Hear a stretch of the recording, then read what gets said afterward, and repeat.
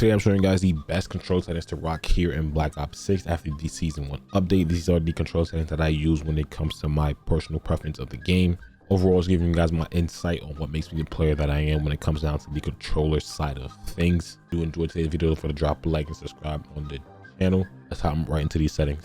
So before we do hop right into it, I do have a scuff impact controller. This is a PS4 scuff impact. I have two paddles on the back where my right paddle is for jumping, my left paddle is for melee. Also, my R1 and L1 triggers are basically just digital click, which basically means that they're basically mouse clicks, so they do react a lot instantly. That's the only type of mods I do have on my controller that I guess that can somewhat give me a sort of advantage. I really can't even sit here and tell you. And also, I do have a control freak on my right stick as well. Just now for the controller thing, obviously, when it comes to the input device will be set to controller because I do have my controller plugged into the computer. Button layout is going to be set to tactical flip, because tactical flip is the best way to play Call of Duty, in my personal opinion. Overall, tactical just allows you to slide with R3 and melee with circle. Sliding with R3 is one of the best things you can do in Call of Duty. Even if you don't have a scuff controller, it's definitely best to use tactical whenever you even don't have one, because you can just overall not move your thumb off the stick just to slide, so you overall can just make your movement a lot more smoother and keep your aim a lot more smoother as well. And then the flip part comes in when you switch the functions of R2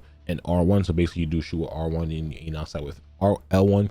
Then you do 30 grenades and tacticals with R2 and L2. Now we have for the stick layout, that's going to be set to default. I didn't touch any of these settings whatsoever, and I literally don't touch them ever. I really don't know what things really do. I haven't even like tested them. I just keep it at default. The horizontal and vertical stick sensitivity, both of those are going to be set to 7.7 this year. I feel a lot more comfortable on 7.7. It's that perfect balance between a fast sensitivity and like a slow sensitivity as well. It's definitely just that mid tier you can use just to be a lot more comfortable. I personally do like 7.7 every single year. My simplified control preset that sets off, it's like a preset that they give you in the game if you want to go through every single setting. It's something that they give you. I guess that's like best for, I guess, kind of standard default players, I want to say, but that's something that you can use and test out if you want. Same thing for the low motor strand presets. Also, just again, once a preset that can just overall just give you something to do and use it, so you don't have to go through every single setting in the entire game. For the bumper ping, I always have that set to off because I truly so I just keep it up every single year. I don't touch it. And like I was saying before about the whole flip part, this is the setting right here that you will turn on, so you can definitely shoot with R1 and L1. Controller vibration, we do have that set to off as well. I haven't used vibration probably since whatever COD was for before Black Ops 4. It might have been World War II, I want to say. That probably was the last time I used vibration. And since then, it may be an absolute demon. So if I literally turn on vibration now, it'll literally make my hands go numb as I am playing the game. And of course, nobody wants that because obviously I am used to no vibration. We are K when it comes to the vibration. Gang, definitely want to turn off vibration as well. For the dead zone this year, or every year for the last couple of years, you are able to test your dead zone to see how much stick drift you do have in your controller. As you clearly can see, I have a lot of stick drift in both of these controllers, on both of these sticks, I should say. So I did set them to 3 when it came to the left stick, and also set to 3 when it came to the right stick as well. You can go higher, but I wouldn't go past 10, because once you start going past 10, it will start making your controller feel a lot more delayed and just overall a lot more slow. So I would just keep that in mind as you guys go on with moving your dead zone up, to understand that the higher you go, the slower your controller will actually be. Now for the aiming side of things, for the sensitivity multiplier, I only touched a few of these settings as well when it came to this tab. This is like my first time ever touching anything just in general over the years, but I kind of feel like I did need it this year because my ADS sensitivity multiplier is set to 8.5, and same thing for the ADS sensitivity multiplier focus, I set it to both to 8.5, just for the simple fact that this game kind of felt weird when it came to aiming down sight. I feel like it was just insanely quick, and I just didn't feel comfortable with where it was default at 1, so I lowered it so I could just feel a lot more snappy. For the look inversion on foot, that's at the standard. I don't touch this whatsoever. I keep it default how it is. For the aiming advanced settings here, for the look and vision, we have everything set to standard because once again, I don't touch some of these settings at all, especially when it comes to the whole look side of things. I just keep everything just defaulted, so I'm just not backwards. For the ADS sensitivity transition time, make sure you just set that to instant so you can immediately aim down sight whenever you're trying to pull your gun out. For the third person ADS correlation type, we have that set to assist. Once again, that's pretty much a default setting as well. I didn't touch this whatsoever. For the aim response curve type, usually every year I do rock dynamic, but this year we are trying out standard, and I think standard might be the best thing as well, because I'm pretty sure dynamic and linear got nerfed over the years. So standard right now, I'm giving it a go, and I'm overall just feeling a lot more comfortable on this thing. If I do switch it, I probably won't go back to dynamic, but whenever that does happen, I definitely will make another video on that.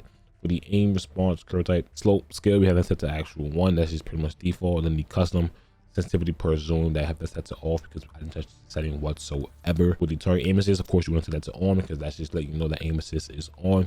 For the monitor, for the motion sensor behavior, we did set that to off as well. I didn't touch this whatsoever.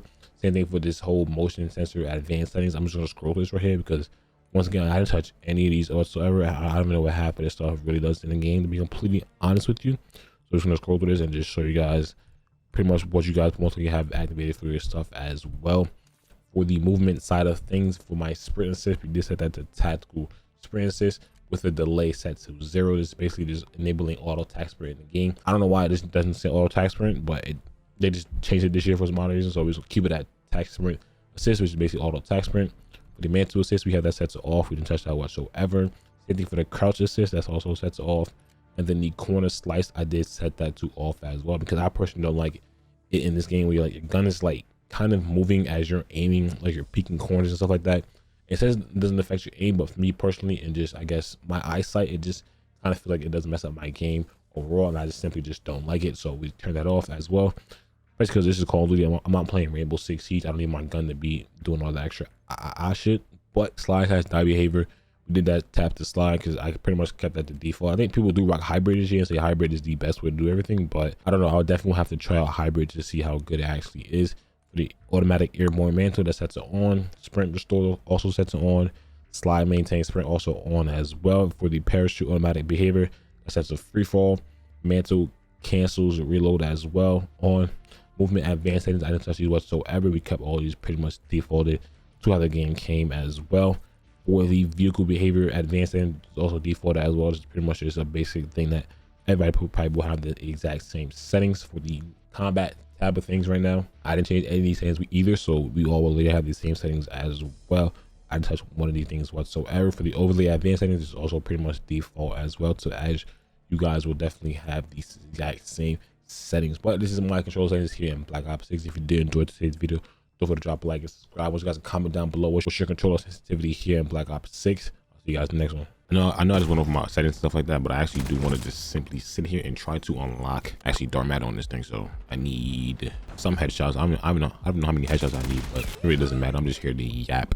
But there's actually a camo glitch going around, and this is all because of Warzone. There's a camo glitch going around where you can equip Modern Warfare 2 and Modern Warfare 3 camos here on Black Ops 6 guns, which it's absolutely insane that that's even a thing. I just seen a video on Twitter of like how to do it. I think they also patched it a couple times, but people have found a way once again to actually just glitch them onto your gun. I think you can equip camos, decals, charms. You can literally equip everything. Like even if you don't have the camos unlocked, you still can actually just equip them, which is kind of insane. And I thought about doing it, but for some odd reason, it just didn't feel right. Like, I don't know, they a little too sensitive this year when it comes to this whole ban things and stuff like that, and this whole ban wave. So I was like, yeah, I'm not gonna take that chance and, you know, do it and mess around and I get banned. And it's just, I don't know, I just personally don't want to take the risk. It's cool though. I've seen people just rocking a lot of Modern Warfare 3 camos on these Black Ops 6 weapons, and they actually look pretty good, I'll be honest. Like, it's like for some odd reason, it seems like they all just simply just fit on these guns. Like, I don't know, I seen Scope using whatever camo it was on his sniper. I was like, wow, this